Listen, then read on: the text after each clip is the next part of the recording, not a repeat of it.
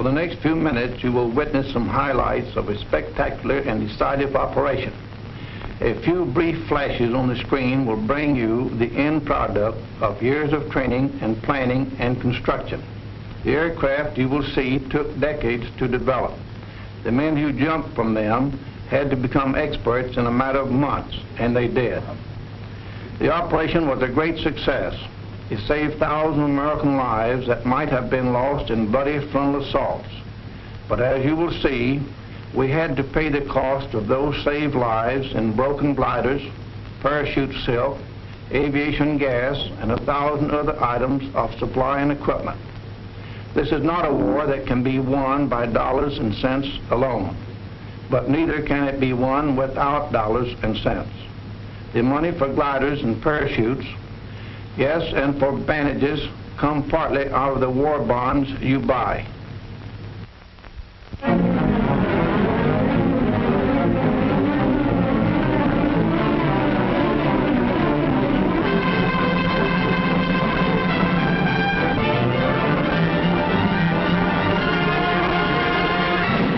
Communique number 1, June 6th, Allied headquarters.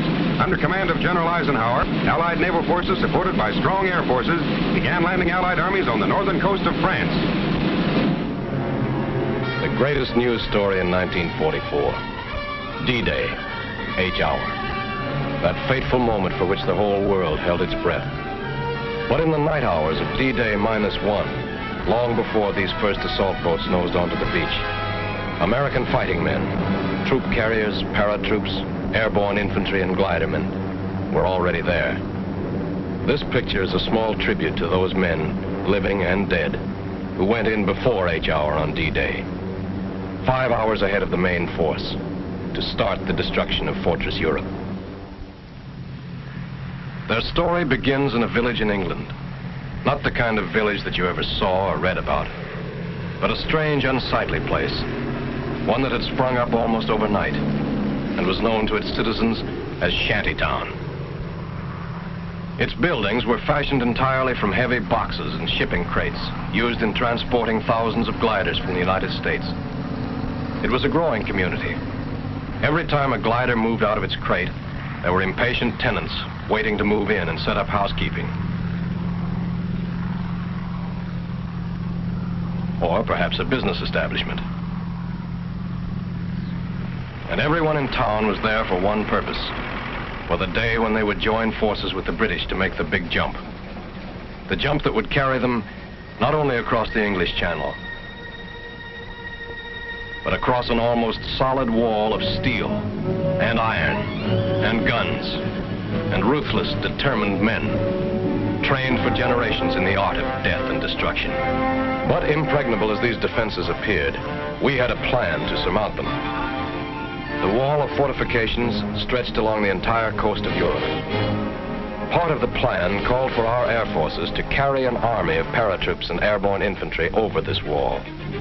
The chiefs of staff wanted them dropped deep in German-held territory to establish defense areas and block the movement of the enemy reserves. Then they decided. The invasion spearhead was to strike in Normandy.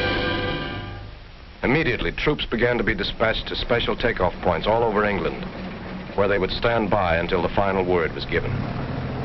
Heroes in the making rode the highways of England that day. Busloads of them. As to how they felt riding into their first real battle, well, we'll let one of them tell you. It was just another ride at first, taking us somewheres for another training hop, maybe. After 18 months of training, you get so you don't expect anything else. At least that's the way we paratroops figured, and I guess the glider guys felt pretty much the same. But we found out different.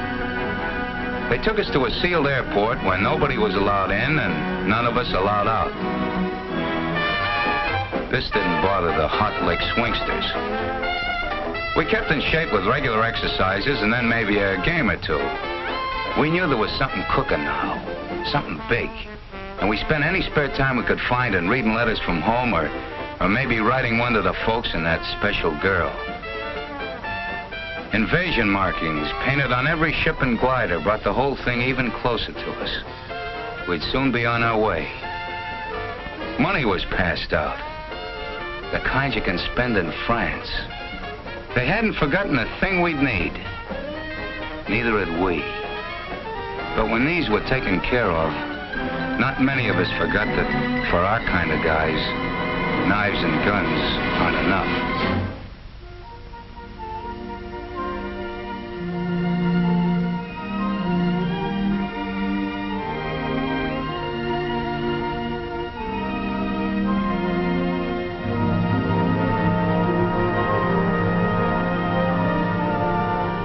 Now we were really ready. General Ike nearly tore his pants stepping over the barbed wire, but he didn't care. He wanted to talk to us. Ike had a lot of questions to ask. What's your name, soldier, he says. Where's your hometown? Who's the toughest man in the outfit? We told him we'd give him the answer to that last one when we got back. He inspected a few of the boys who really have to be tough. The Pathfinders. They go in ahead of all of us and plant signal markers so we can find a way. They live on a steady diet of danger. When Ike got through with us, we were all keyed up, raring to go. And then it was time. Most of these men had never seen real combat, but remember them. Look at their faces. They've seen plenty of action since. They're the boys of the 82nd and 101st Airborne Divisions. The men who faced von Rundstedt in Belgium, stopped them cold at Bastogne and Stavelot.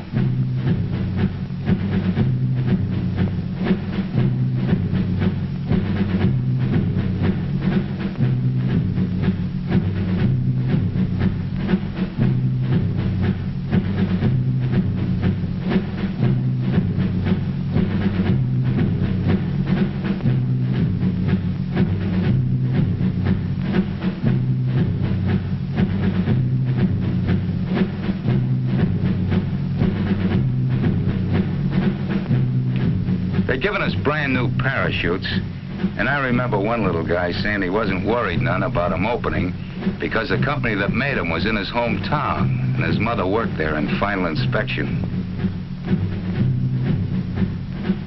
A few of the outfits got the idea they ought to show the Germans we had Indians in America.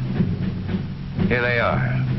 Indians from the Loop, from Back Bay, and the Bronx.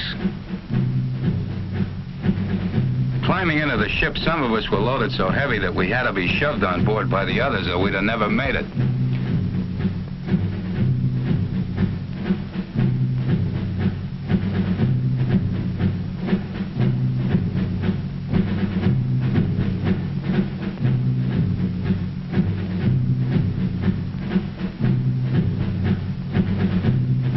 The loading went on into the night.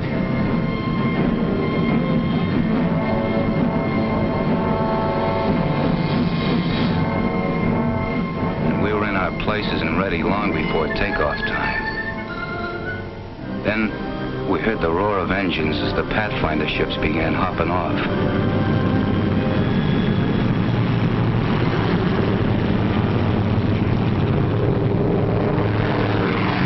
We knew we'd be following soon after.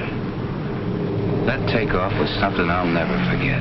Sure, we'd all made a lot of training hops, but this was different. Like the first time you ride a bicycle, only with a whole lot farther to fall if anything goes wrong. Nothing did, though. Not with those troop carrier guys at the controls. Talk about making trains run on time. You could have really set your watch by the split-second way those guys took us off. They took those ships off the ground like it was just another practice run. For them, I guess it was. After all, they were going to have to fly it again and again, all night and the next day.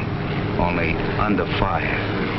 And that's no fun when you figure that these C-47s haven't any armor, no guns, and have to fly low over the drop-in zones, straight as on a bombing run. After we hit the channel and started across, every light went out.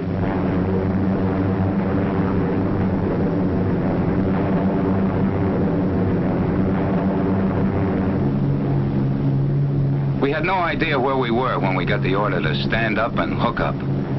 That came so quick we didn't have time to do much thinking before we were over the side and starting that 400-foot drop into France.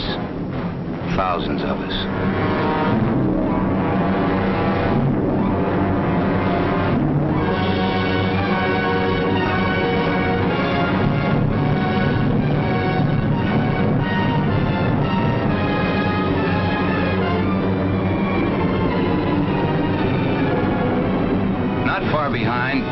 first bunch of gliders.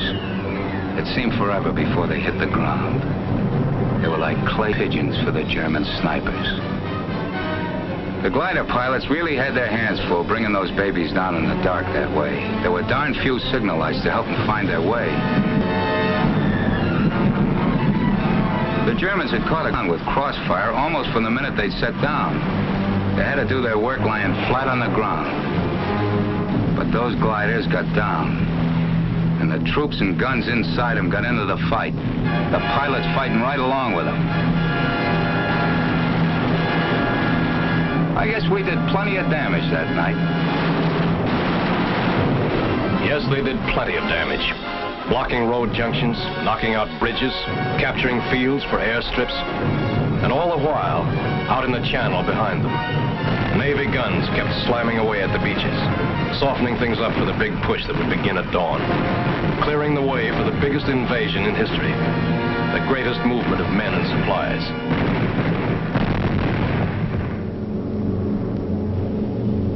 The Troop Carrier Command was ready for its next move. They had massed hundreds of British and American gliders in preparation for the most gigantic aerial towing job ever attempted. Each held a full cargo of jeeps and guns, and the fighting men to use them.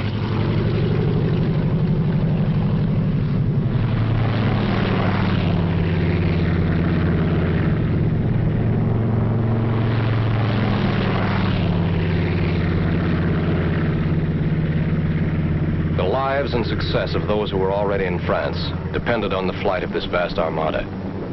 They were greatly outnumbered and desperately needed these reinforcements.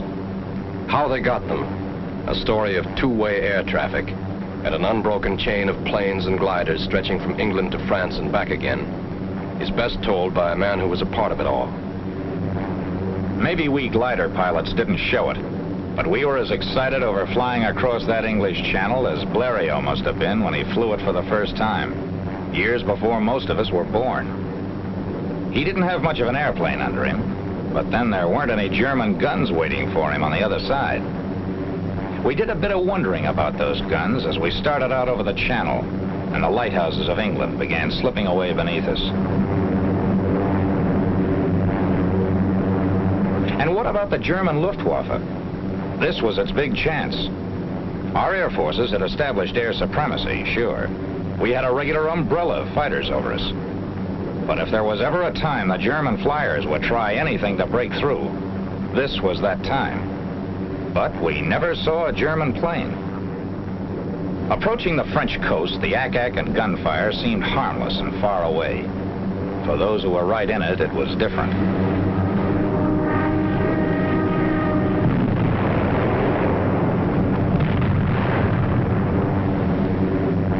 It gave us a feeling of pride to be a part of it all, looking down at those men on the beaches of Normandy. We felt a little guilty, too, sitting up over them, not even getting our feet wet.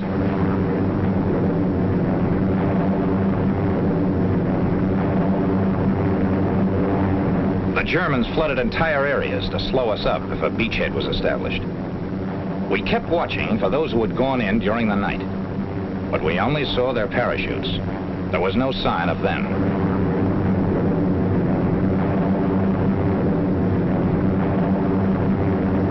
The first glider, we'd find out pretty soon what had happened.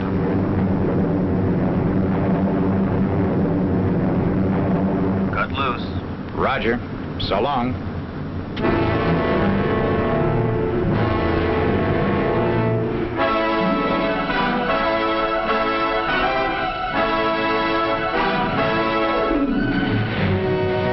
We stretched our glides as much as possible. That way, we ended up near the edge of the fields where we could run for cover as soon as we got out. Not everybody came down exactly where they wanted to. One glider went right into a German field headquarters. And what was that I said about not getting our feet wet? This bunch was lucky. The Germans were under control in this section. But more than one tow ship and glider made its last flight that day. Guns didn't do all the damage. 15-foot poles driven into the ground ripped off wings and smashed through fuselages. The men who stepped out of this glider will never know if their first mission was successful. But it was plenty. Yes, their mission had been successful. But this down payment on freedom ran very high.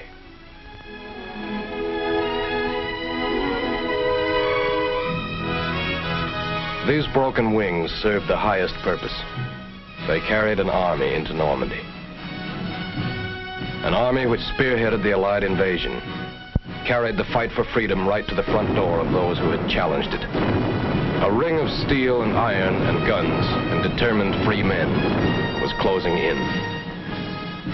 Months and miles of battle lay ahead, but D-Day -1 was the beginning. Okay, troop carrier, where do we go from here?